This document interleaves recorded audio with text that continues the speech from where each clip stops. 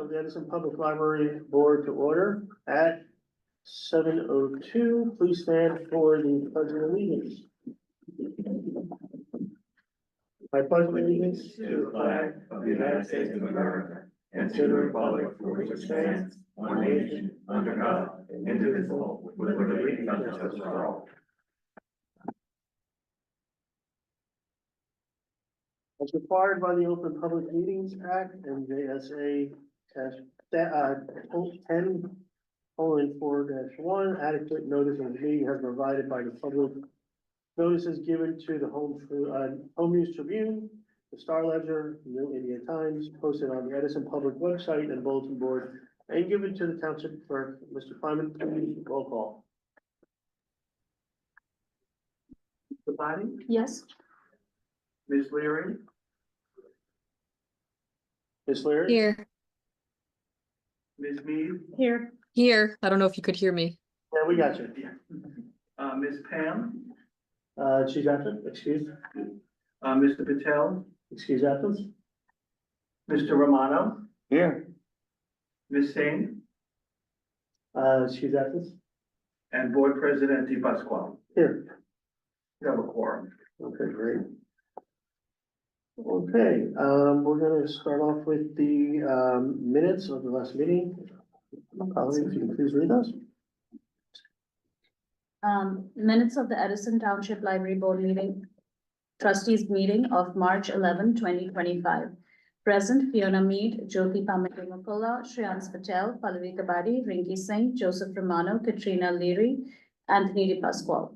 Also present, Joseph Palmbit, Board Attorney, Alan Kleinman, Library Director, Deborah Sarr, Assistant Director, Amanda Coyle, Administrative Operations Manager, Richard Brescia, Council Liaison.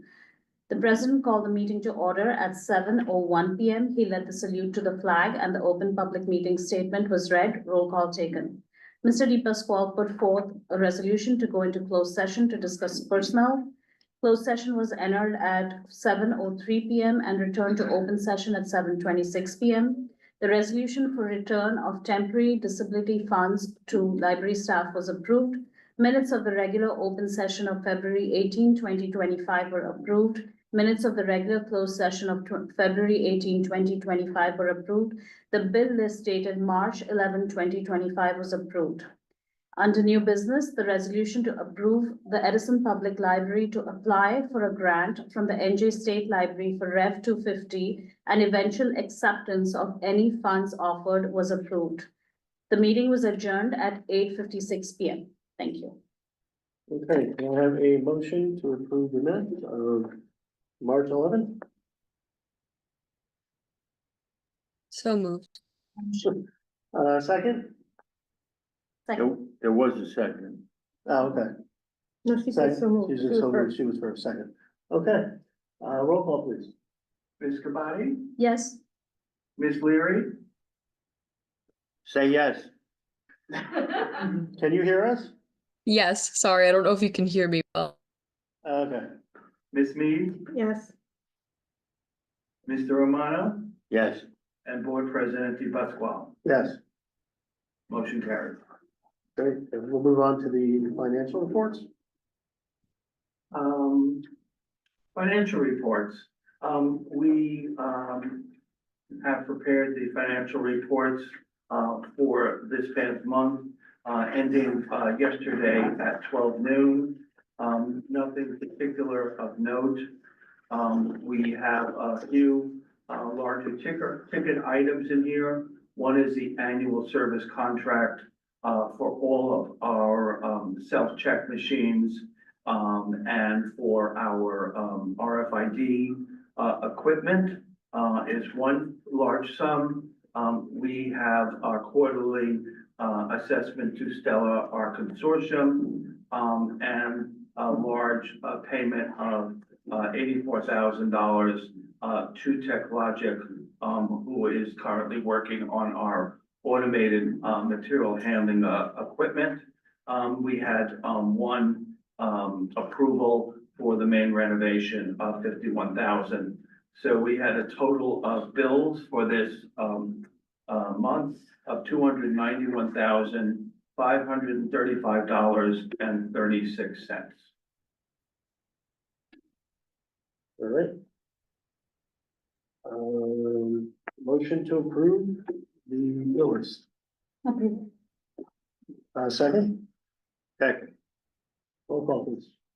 Ms. Capati, Yes. Ms. Leary, Yes. Ms. Mead, Yes. Mr. Romano, Yes. and Board President Di Pasquale. Yes. Motion carries. Okay, we're gonna move on to the director's report. This is the director's report. The director's report. Let me turn the page. Trying to get more organized here, putting everything in the binder. Let me just talk about, one thing first, because we have some new, board members. Just to make sure that they have, received, the information from the township for the annual financial disclosure statement, Yes. for them to, fill out. If you did not, let me know and I will, check with the, township and make sure. I don't- You're not on our list though. don't I think. should be. Yeah. Should be, yeah. So if you could just reach out to them, I just need the PIN number. I do it for Yeah, other accounts. I will reach out to Cheryl Great. and get that done. Just wanted to make sure, because we all forget to do this, and I leave it for the last day, and I always forget, forget to do it. I'm gonna start with the, cuts to the IMLS, which is probably the biggest, library, issue at the moment. The Institute of Museums and Library Services is the federal agency that receives federal funds for libraries. They do a variety of grants. A big portion of what they do is grants to the states. Every state library, and Puerto Rico and, a few other small islands get money. That then is used to either, create services or for it to match funds from the state. So currently, the, three big issues that we would possibly face in the future is one, the, elimination or possible cutback of the, library for the, Talking Book and Braille Library, which serves the entire state. Jersey Connect, which is a state library solution for technology, that brings libraries together. And the third thing are the online resources. So as of this point, what has happened is, New Jersey has joined with several other, state attorney generals in suing the federal government, for the, issue of restoring the funds. There's been a national, letter writing campaign, to write, Congress people, state senators, on both sides of the aisle. It's probably, the biggest movement that I've seen in trying to restore this. This probably would, how do you describe? It's hard to say. There will be a ripple effect, if this, is not rescinded. The other issue is a double-edged sword, is that, every 5 years, IMLS, it has to be reauthorized by Congress. So we are now looking, we are in April, that needs to be reauthorized by Congress, even if it still exists in September. Otherwise, it will be sunset and it will be gone. So the next 6 months is going to be on the, front of trying to ensure that this remains, very, very important to every library in this country. So I've already gone to, I think, 3 or 4 different sessions offered by a variety of state, local and, national organizations, on how we should be approaching this. Basically, at this point, it's write, call, phone, whatever. I would say, we are lucky here and that, Congressman Pallone has a long history of support of libraries. and issues of intellectual freedom. I was part of, and I gave you the packet, he was part of, the contingent of, representatives that, signed a letter, to, the, new interim head of IMLS. So this is kind of what's been in the news, at least 3-4 times a day. So we're now on the point of state of New Jersey, along with the others, have sued. Some other organizations are looking at suing, because this, this money that should be coming to the states is statutory. It was voted on by Congress, and therefore should not be something that is subject to, the executive, branch, cutting and eliminating. So that's the biggest, news. So probably in the next couple of days, we will, send something out on our e-blast to let people know. It's up to them if they would like to write and call and whatever. That's the best we can do at this point. Tony. If you don't mind, a question. Will be permission? Yeah, sure. What type of funding are we talking about? Well, the grant to New Jersey, is, I believe, $4.3 million. We also, state library also uses that to do other matching. The ripple effect is if that money disappears, then the statewide services that the state library funds out of the money they get from the state would have to be reallocated. So for example, delivery between every single library in the state could be at risk, for example. Okay, being as I just got the softball and you didn't answer the question. The question is how are we going to be affected by this? The Edison Township Public Library. We will probably, if this happens, we will lose all the databases, online resources that the state pays for, which is a big chunk, and we could not afford to pay for those on our own. And that's the biggest chunk that would be affecting us that we know of. If the state picks up some of the costs of some of the services that the federal money pays, we may not have delivery between libraries outside. We deliver within Edison. But if there's a book that's in the library up in Morris County and they're the only ones that own it, we won't have access to it. People would have to drive up there to get that book. That would be gone. Okay, again, I'll just ask the same question. I don't know how else to answer or ask. Dollars and cents, what is it gonna cost us? That's what he's trying to figure out, yeah. There, Well, it doesn't affect doesn't. our, it doesn't equate, Yeah. we would have to also, it's a ripple effect, and no one knows how much that ripple effect is.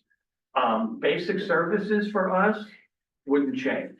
yeah, so the library would run the same, Understand, okay, it's just the extra stuff that. what I'm asking, Yeah. okay. Thank you for, Okay, what I'm asking, if it's cut, what type of services will we not be able to supply? In other words, so the public knows that we're losing this. Well, This could be, the biggest chunk that affects us directly out of that federal money are most of our online resources, which we have no idea how many thousands the state library puts in, probably $1 million or $1.5 million to buy the licenses for the year for us to use those online resources.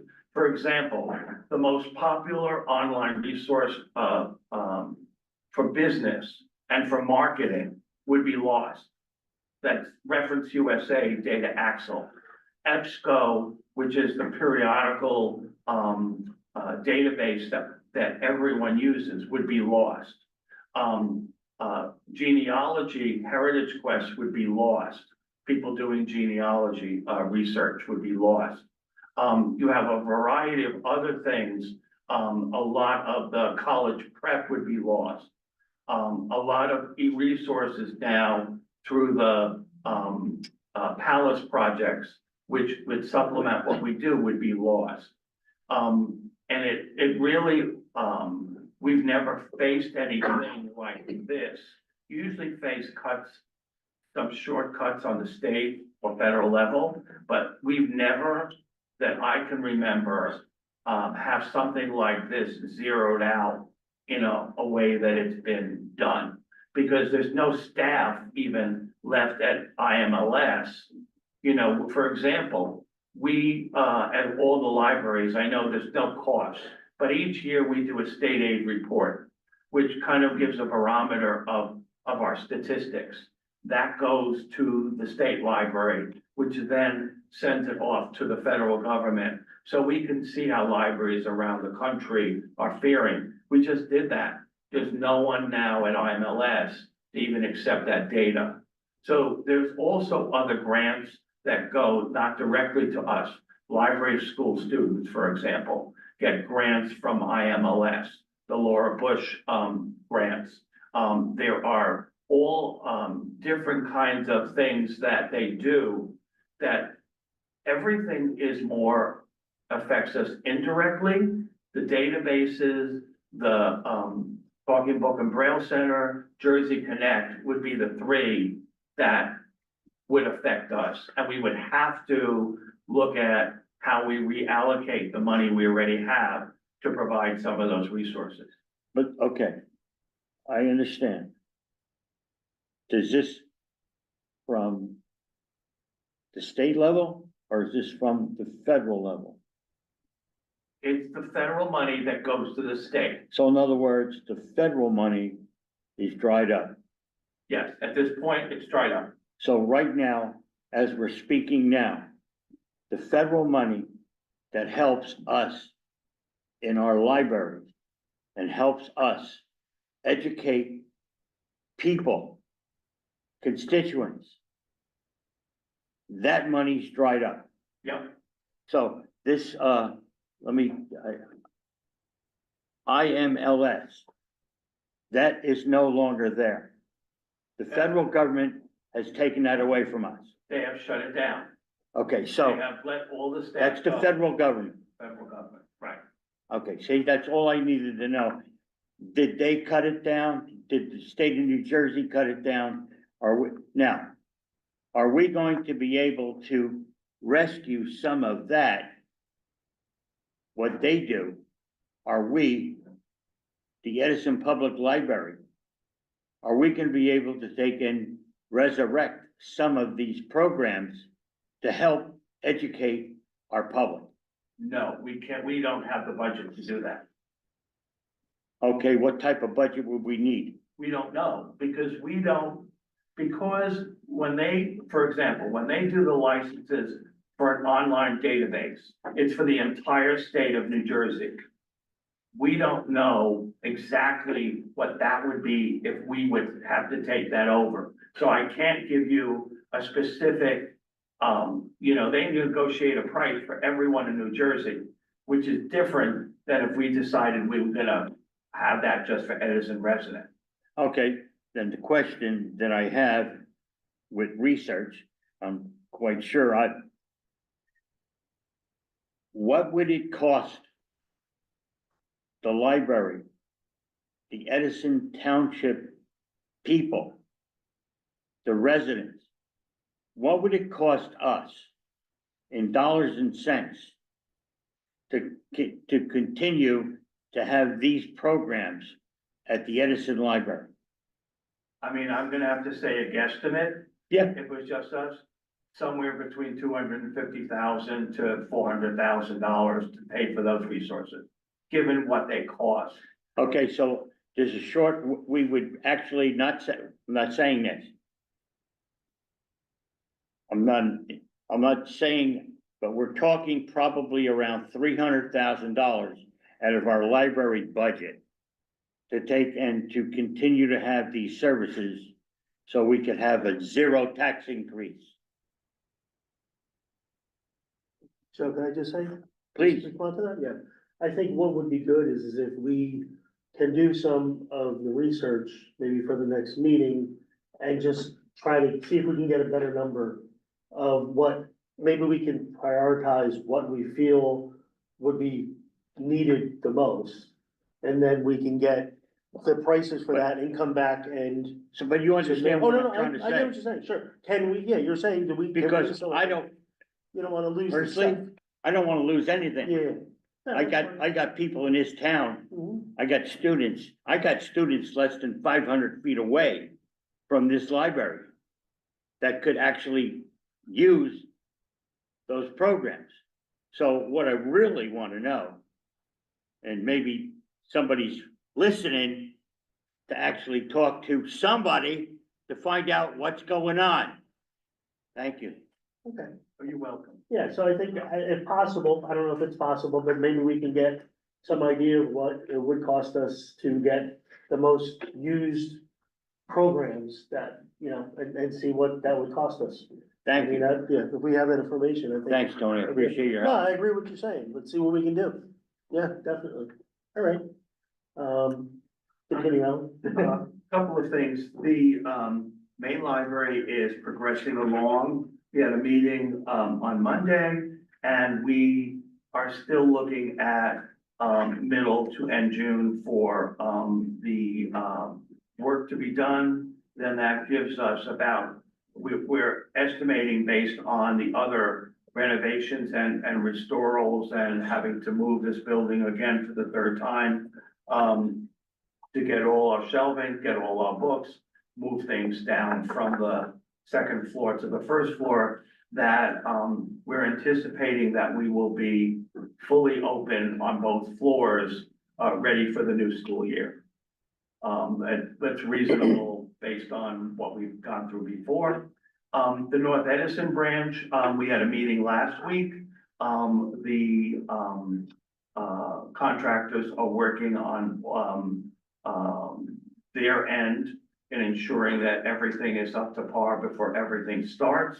We're waiting back for, some, reports from the, Freehold Soil Conservation Agency. And then the town will issue us the, work orders. So, we have, ordered, and I guess they should come in fairly soon, looking at Michael. They said about a week, for new banners for all three sides of the fence. Then hopefully we will figure out how we can, make sure that they're not taken down the way the other posters were. That's all we can do. We're working on, getting, posters for the kiosk. And what's very interesting, you know, we kind of thought we were gonna have, how do I put it? It was gonna be, circulation was gonna be horrible. And it was like, okay, so I looked at our circulation, and you got the Edison, by the numbers for March 2025. Our, circulation, for the March was, 35,572. So I looked at last year's, and last year's was 40,000.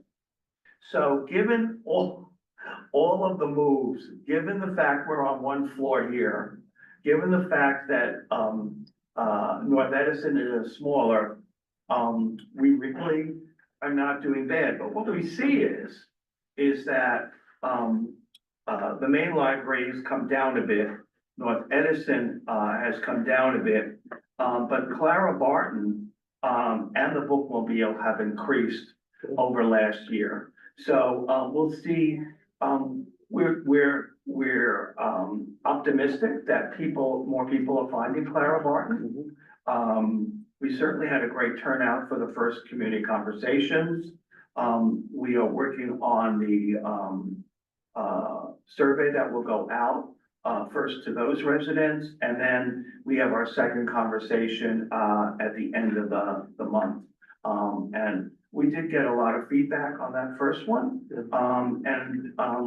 We have been working with the staff to see, particularly in program wise, as we move forward. Staff are working on the summer programs already. We are making sure that all three branches have more programs than they've had before. Deborah, you have a couple of notes that you wanna? Yeah, so just segueing, we have a summer programming meeting tomorrow for programs for all ages. So we're gonna be offering, of course, all ages for that. We also, I just wanted to, in my report, I laid out basically what everybody's doing. And I included a nice photo from Mary, who is, the bookmobile coordinator of some people in the bookmobile. We have a few upcoming interesting things. I put a flyer over here for the bilingual story time that Alia has been working on. And so far we've had, guest readers who speak Gujarati, Portuguese, Turkish, and then Dana does the American Sign Language. So those are going very well. I think, tomorrow we are reviving the game day with the, juvenile police officers, the SROs, so they'll be here after school to play switch games and stuff, board games with the kids. And then a really cool thing that the teen librarian has been doing is working on postcards from around the world. She saw it somewhere, I don't remember where, and so she's sent out like this request, and people have been sending her postcards from around the world, and she's gonna do a display of that at some point. We also have 3 new employees. We have Whitney Jones, who is in our circulation department. She's going to be a supervisor there. She is a supervisor there. And then we have S.J. Demond and Lorna Villieres, I'm gonna butcher her last name, sorry, Villiers, who are both in the literacy department. So, I think S.J.'s full-time. Yeah, she's part of the Digital Navigators, grant that we got from the state, from, AmeriCorps. At this point, and through, Literacy Minnesota. So at this point, we've heard nothing about that, but that program, which is a grant-funded program from AmeriCorps, could be closed. I mean, we don't know. They're still, I mean, everyone is up in the air about everything. You almost, in some ways, everyone's having difficulty in planning, except for things that they themselves can control. So anything that's grant funded, can disappear tomorrow. So, you know, it's kind of a different ballgame, that we're looking at. So that's it. Lorna's first day was today. She's lovely. And, I think, my report had the details. I enjoyed going out. I always enjoy going out in the bookmobile. So I did a stint during St. Patrick's Day, and it's kind of nice to be there. The bookmobile has such a nostalgic, feel for people who, you know, I swear every time I go on there, I would say grandparents who tell me about they brought their children on the bookmobile and how they're glad to still come back and see it. And they still use the branches, but every time they see the bookmobile, they use it. Tomorrow also, we're doing, the first of a joint program, at the senior center. Tomorrow's Wednesday, it's Thursday. At the senior center, Liz and, Sherry are doing a taste of tea. And so they've also been asked to do this again at Miniville. So, this, started before we had a meeting with the health department and with, rec on how we can work a little closer with them, in providing, programs and doing lobby stops at both of those locations. We currently, stop outside, but we thought it might be more useful to have, something inside. So, we're working on that, and I've got a conflict, so I'm hoping maybe, Deborah or Michael can go and take a picture of the thing on Thursday. So that's about it from us. I know there was it was a long report. Fine, it's all good stuff. All right, we're gonna move on to committees. We did have one committee meet. We had patron services. All of you, if you want to read the minutes for that. Minutes of the patron services meeting for March 10, 2025. Present Deborah Saur, Shreyans Patel, Tony DePasquale, and Pallavi Kadari. We discussed on establishing some protocol for reorg meeting in the bylaws. We discussed who can conduct the reorg meeting until new leadership is elected. We discussed that state's advice had been sought, and we were advised that in most libraries, the reorg meeting is initiated by the director until the new board is elected. We also discussed summer programs at Clara Barton, using the Stewart slot for live music bands, vendors. Mr. DePasquale said that he was looking into daily, monthly, and yearly rentals. And we discussed opening up access to the upper floor at Clara Barton. It's been closed for 10 years, and we would like to include that in the renovation plan for Clara Barton. Thank you. Great, thank you. All right, no unfinished business. We do have some new business. We have a resolution to approve the RFP for legal services for the Edison Public Library. And before Alan does read that, I just would like to make a few comments about that. So I do want to say that these RFP is actually not required for us to do under the local public contract law. It is under the non-fair, non-open. Do you want me to comment? Yeah, if you Is want, it yeah, easier? yeah. So for my firm, we weren't required to do an RFP or an RFQ under the local public contract law. We could do non-fair and non-open based on, has to do with political donations. If you don't do political donations, you're free to do that. So we qualified under that. However, we did a contract on a limited basis. It was only, I forget what it was, what the total number was. It was sort of like a trial period. So now what the library is going to do is issue an RFP. They're going to get proposals. They're free to not go with me and my firm. They're free to go with anyone who applies. Well, they're qualified. That's it. And So, they fill out all the paperwork. correct. Yeah, so, and the reason we're doing this is to stay with the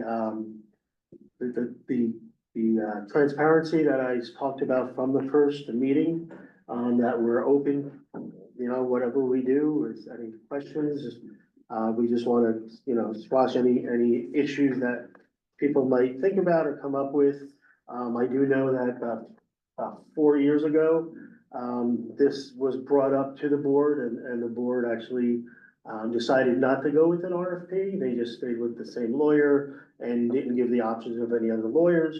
So this is something we feel as a board is very important for the sake of transparency. All right, so we're going to do, actually, Mr. Clement, if you can read the resolution. Right, we'll let him read it and then we can discuss it. Sure, please. A resolution of the Edison Public Library Board of Trustees authorizing the issuance of a request for proposals, RFP, for legal services for the remainder of 2025. Whereas the Edison Public Library Board of Trustees, the board, has determined that the library requires legal services to assist with various matters during the remainder of 2025. And whereas the library is committed to ensuring that it receives high-quality legal services in an efficient, effective, and cost-conscious manner. And whereas the board has determined that issuing a request for proposals, RFP, will allow the library to review and select the most qualified legal service providers who can meet its legal needs. And whereas the library's legal requirements for 2025 may include, but are not limited to, contract reviews, employment law advice, real estate matters, and general legal counsel related to the operation of the library. And now therefore be it resolved by the Edison Public Library Board of Trustees that the board authorizes the library director and other designated staff to take all necessary actions to implement this resolution. and to report back to the board on the status of the RFP, process. Be it further resolved that a copy of this resolution shall be filed with the official records of the Edison Public Library. Great, thank you. Any board questions? This is to the end of 2025? Yes. Okay. And we will, Is- I'm sorry, go ahead. Is there a legal remedy for us, the board, to accept another term for the legal firm? So in other words, at the end of 2025, can the board just go on and say, okay, this gentleman or this contract or this person or this firm is acceptable to us? Is that, Mr. Attorney? Yeah, no. So essentially at the end of, as 2025 comes to an end, what you'll need to do is issue another RFP. How long does that take? The issuance of an RFP, it could take, it has to be at least 10 days. Okay, so it's, You publish it, but it's something that you could post in November, publish it for 10, 15 days, however long you want, collect as many proposals as you want, review at the next meeting. What I was, do you mind if I speak? Okay, So, sure. something that the other option that the board has is, as we come towards the end of 2025, they could do an RFQ instead of an RFP. So the RFQ is a request for qualifications. Essentially, what the board can do is gather a bunch of firms who would be qualified. This is for any professional service. It's applicable to legal services right now, so I'll use legal services as the example. So you could collect 5 law firms, all of whom may be qualified under the RFQ. but you don't have to take. In other words, you can go through the 5, and if your firm, Yeah. I'm sorry, No, if that's your okay. firm was doing the job and doing it well, we could take and we could say, okay, well, we would prefer this firm because we know what this firm can do. Whereas with the other 4 firms, even though they all are qualified with like from 1 to 5, whatever, is there any thought about that? I'm gonna ask Mr. Tony. Mhm. Do you understand what I'm saying? I'm okay. Yeah, we don't have to, as I said before, we don't even have to go through this process at all. We don't have to do the RFP process, right? We're doing RFQ. So it has to do with who you're hiring. Right, So if there are qualifications under and I could report on this next time if you want some more information. Under the local public contracts law. And it has to do with political donations and a couple other things. If you can qualify under the non-fair and non-open process, depending on political donations and a couple of these other things. If you don't make political donations and you don't do these other things, and again, I could look into it and get back to you. You can go through the non-fair and non-open process where you can just award contracts to a profession. You don't even have to do an RFQ, RFP, right? In this situation, I think because, as Mr. Di Pasquale said, we were looking for transparency. They decided to do an RFP for now, to collect proposals, see what other firms are interested in, and you guys can make a decision, an informed decision on that. Okay. Yeah, okay, no, thank Yeah, you, and then- no, No. so in other words, we can, in November, say, hey, wait a minute. That's if I'm still on the board. It depends if I get reelected. Hint, hint, hint, okay. So in other words, the board would have the option to rehire or to go out and search out another firm. Absolutely, yep, And that's what this said. absolutely. yep. Okay, I'm okay. Any other questions? All right. So can we have a motion to adopt this resolution? Motion. Second, Second, I'll second. okay, roll call? Ms. Kabadi, Yes. Ms. Leary, Yes. Ms. Mead, Yes. Mr. Romano, Yes. Board President DePasquale. Yes. Motion carries. Okay. We're gonna move on to public comments. I'm gonna read this statement first. During the open portion of its meetings, the library board provides the public with an opportunity to offer comments regarding matters pertaining to the library. Pursuant to the provisions of the Open Public Meetings Act, NJSA 10:4-12, the board is entitled to permit, regulate, or prohibit public participation in its meetings. Each speaker will have a maximum of 4 minutes to speak and should limit comments to matter pertaining to the library. The speaker will be directed to conclude their remarks once the speaker's time has expired. A speaker may not speak more than once during the same public comment period. No time may be yielded to a speaker by another speaker.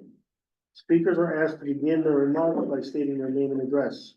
Board members are not obligated to answer improper questions or address remarks from members of the public during the public comment period. Speakers should expect the board to refrain from engaging in a dialogue, except to the extent necessary to clarify the speaker's comments. The allotted time for speaking is the only method to address the board during the public comment period. The board will not entertain questions or comments called out from the audience. When appropriate, the board may refer inquiries and items brought up during public comments to the director or other staff for follow-up. Speakers or members of the public should at all times maintain proper decorum and shall make their comments in a civil manner. And as everybody sees, we actually have a visual clock here, so everybody can see that. And Mr. Kleiman will be running that for us. So. Until he makes a mistake. Exactly. Okay. And that's why Kevin's. Excellent. Motion to replace. Hey, quickly, before we start, just at the last meeting, you asked a question about the previous lawyer's contract. Yeah. So I actually asked Mr. Klein to look into this as well. The only thing that they had was a qualification statement. My understanding is that the former attorney was hired on an hourly basis. So they're really, based on what I've seen, and this is, you know, if another contract surfaces that I'm unaware of, that would change the legal opinion potentially. But based on what I've seen, he was hired on an hourly basis. So there really isn't a breach. It's basically, you know, as needed, as they want to use the attorney, they would pay him hourly.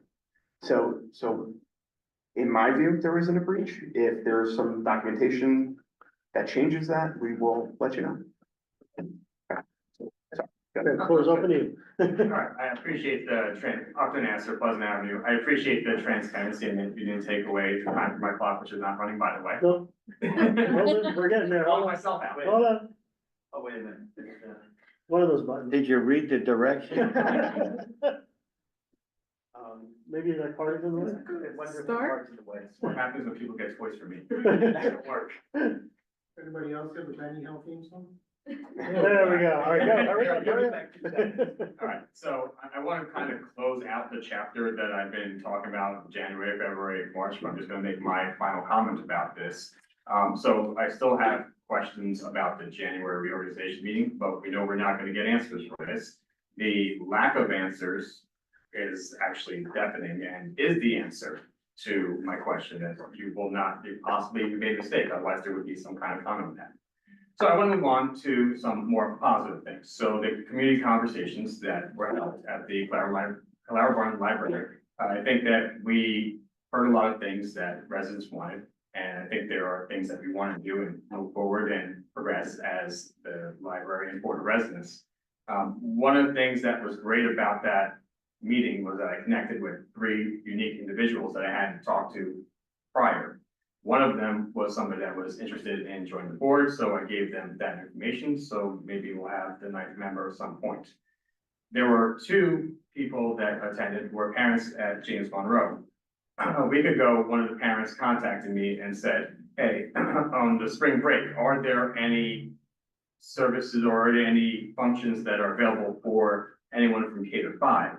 To which I said that, all right, I'll look into that. And I went to the website and I was able to use the website to create a calendar of events exclusive to that week, catering to those individuals. Now, I'm hoping that they said that they're gonna forward it to the principal, and I'm hoping that that will happen so that, you know, K-5, all the students will have that, and possibly the Clara Barton Library will have even more usage during that time, and maybe going forward. I was glad that I was able to serve as a liaison to provide that service. Now, I know that, Vice President Singh had some comments about the seniors, and there was a long questions or asking about how can we avail that kind of calendar to the seniors. And if she wants, I know she's not here right now, but she probably is listening or will be listening. So if she needs any help with that, I offer my services to help her use the library website to figure that out. That's it. Great. I just want to make one comment, just so it's, everybody is aware. Which is fine, you bring up the library, opening that we have, that is appointed by the mayor and only by the mayor. The Board of Trustees has nothing to do with that, as you know, but I just want to bring that out there so the public does know that.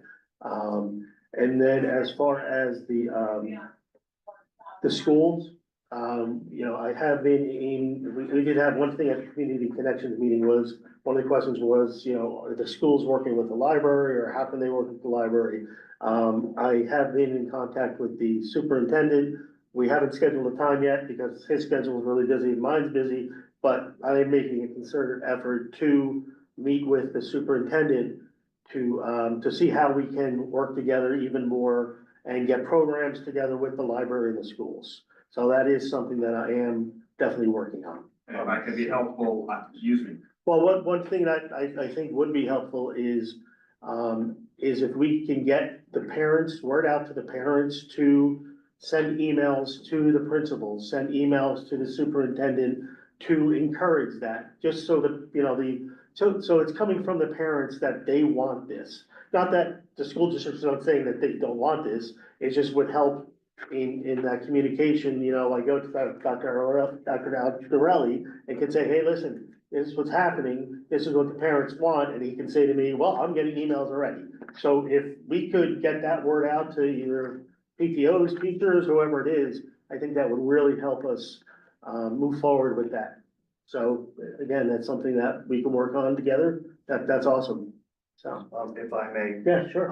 I would say we have been, for the last 4 years that I've been here, we usually meet with the superintendent about 3 or 4 times a year. So we're due for one, and in the meanwhile, he and I have been doing some correspondence back and forth, and I talked about the better link with the schools and how we can help, and the fact that we have just we're doing more class visits, it seems, than we have ever done before. And so after break, we're gonna try to get together. He has offered to have me come and speak at one of the principals' meetings that they have to talk about the library, which I think is a great point. And I've had several back and forth conversations with him about how we can better work with the schools on the strategic plan. So he's asked me to look at the school strategic plan and see where I think the library fits in the best. So we do have conversations with Dr. A. He's always been very supportive. You know, sometimes you have to take one step at a time to make it stick. We have been over the years in contact with the PTOs. They have not been very responsive. Doesn't mean we're not going to try again, but they've not been as responsive as parents as I thought they should.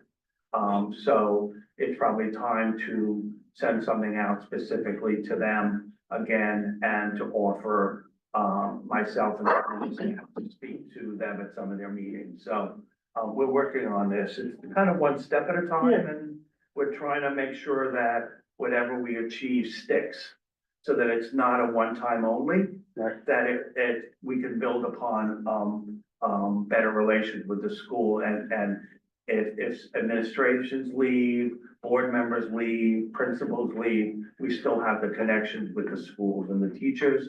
It's also been suggested to us, that we should be also reaching out to the English teachers, where obviously there's this literature connection somehow, between the library and what we do. So we'll be working on that as well in the future, so.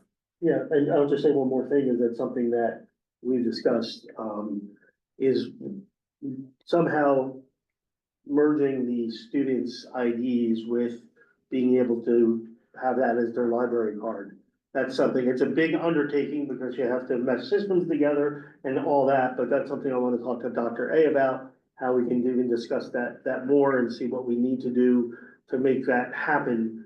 And then eventually when they graduate, then that'll, however that transfer would be, they would have a library card forever. So it's something that I think is really important. I think that's something that, we're gonna definitely continue to move forward and try to work with the school on.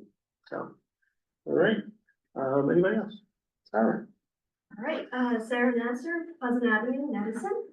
I am coming here again as the president of the Friends of the Edison Public Library, as well as a resident of Clara Barton and a user of all three branches of the Edison Library. As a friend, we are still sponsoring the 1,000 Books by kindergarten, and I'm gonna call this out all the time just because I'm very proud of the fact that we are doing something that gives back. And if you have a child that is, under the age of 5, please go ahead and sign them up and use this program that we have sponsored. We are also sponsoring a seed library as well as, which should be coming out, and a little bit more information on the websites in the coming weeks. So hopefully in the spring and the summer. And then the summer reading program that Deborah was speaking about, we are also sponsoring the prizes related to that. That's going to be coming up in the summer of 2025. So as we get, more acclimated with what the needs of the community are, we're going to be sponsoring additional programs. And thank you to Alan for continuing to let us know what's needed within these communities. Speaking of community, as a lot of you have mentioned, we did have the Clara Barton Community Conversations that happened in March. We have another one that's coming up on April 30th, which is a Wednesday, also at Clara Barton Library. So if you didn't get a chance to attend the first one and you'd like to come out and attend the other one, you do have to sign up on the website. But again, if you don't sign up, it's still okay for you to show up and attend. It was a great, almost hour and a half conversation, a lot of back and forth, getting to know your neighbors, as well as understanding what the library did for you when you were growing up or when your children were growing up, and what you do for it now. So we had folks that had been using it, since the inception of that Clara Barton Library, and folks that have been using the Edison Library for over 50 years. And for me, we've been using it for 13 years. So it's something to see the different groups of people interact, and it was a very positive meeting. And I'm grateful that we were able to put that together. By we, I mean you, and I just came. But I'm grateful to have been invited to it. My last point is, and I don't know what time I had or if it even started, but this is National Library Week. And I highly suggest, if you haven't already done so, to post something, say something, stop by, and just show a little gratitude to these librarians and the staff here, because the way that they come together to do everything that makes these libraries run is a crucial part of why we have such a successful library system in Edison, right? So just post something and say something, because I'm very grateful that they do so much for us. That's it. Thank you. Great, thank you. Anybody else? All right, there's the public comments. You- Good, okay. We'll move on to board member comments, but I'd like to say a few things. First,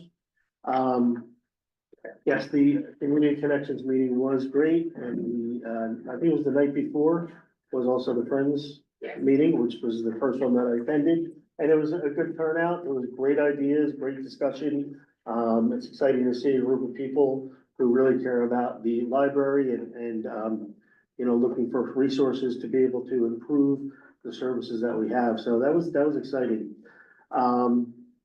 The other thing that I mentioned, I think I mentioned last meeting, is, the signage that we have for Clara Barton out on the sidewalks that has been ordered by the town.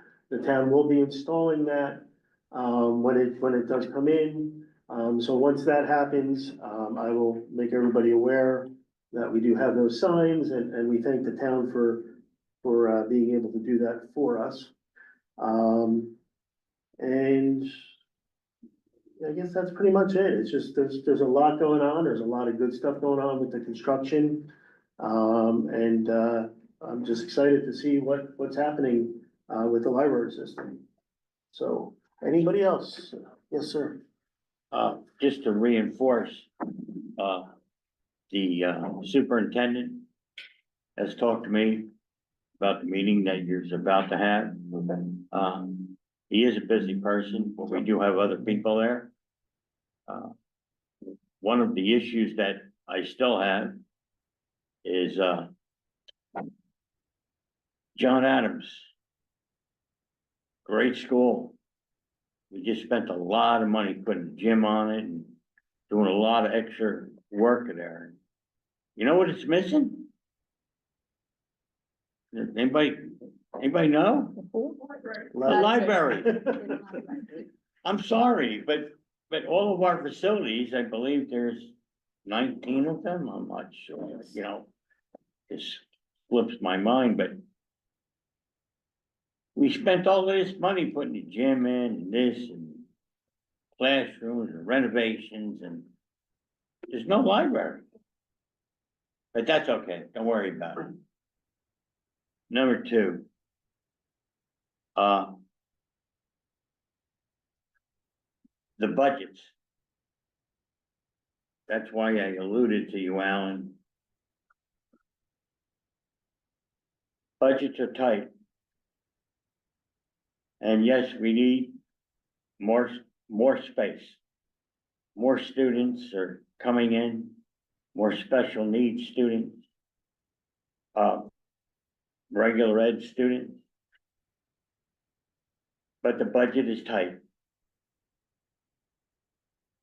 And it distresses me immensely that we could get a cut in programs that help kids. Now, I don't know who's doing this. Maybe I know. But the fact of the matter is that the public should know that when you go to the library or you go to a school that doesn't have a library, the people ought to know. You have to listen to what's going on in the world. And as a board trustee and a board member of the Edison Township Board of Education, does anybody realize that we have children? We have a preschool program that starts at year 3, goes on to 4, and then goes into full day kindergarten. And if we don't take our responsibilities as taxpayers and to scream at the top of our lungs that our kids, our students, they are the community in the future. We have to take and give them everything that they need. We know that preschool is a home run. We can take and look at preschool and we could tell what students need help in certain areas. Now I'm talking about the Board of Ed. I'm talking about the funding formulas from somewhere else. But if we don't take care of our kids can never take care of us unless they have the education and the knowledge that's brought to them by libraries, like a school that doesn't have one. We'd rather have fields instead of libraries. We'd rather have building schools and have blockade doors and windows that aren't shatterproof. The problem is simple. We go for the glitz, we go for the glamour. But what about the kid that's going to John Adams? What about the kids that feed that school at Woodrow Wilson or Menlo Park or Martin Luther King? As a society, we have to take care of our children so our children can take care of us. I don't hear an outcry. The only outcry I ever hear is zero tax increase. That's all I ever hear. But the kids are going to take care of us. And we should educate the children, all of the children. Right now, I don't hear that. All I hear is we might cut these programs. We have to call our congressmen, our senators, put the heat on them. We are losing funding. The taxpayers of Edison deserve better. And I think the taxpayers of Edison could use their voices to talk to their constituents and have the constituents talk to our leadership. Because I'm looking here and I'm saying, well, how much is this and how much is that and how much is the other? And we really don't know, but we know that they cut it. And I'm not using the word they. I know who it was. We have to take care of our kids. That's what our job is. Being on this board, being as a board member at the Edison Township Board of Education, my job is to see that it runs well. And if I lose funding from the federal government, I want everybody to call. And I am not going to tell them who to call, but they know who to call. It's not the local tax. It's the federal. It's our federal money that they're taking away from us. They're taking away from our kids. Our taxpayers are paying them, and they're taking that money away from our kids, who we have to try to educate. We have to keep our libraries open so they can come to a library and get the education or the knowledge. And let me rephrase. John Adams doesn't have a library. The Edison Board of Education has a school that doesn't have a library. Where is the people that are complaining? Let me tell you that nobody is talking about that. We are here to help out, to see that it runs well. But we have to make sure that they fund something.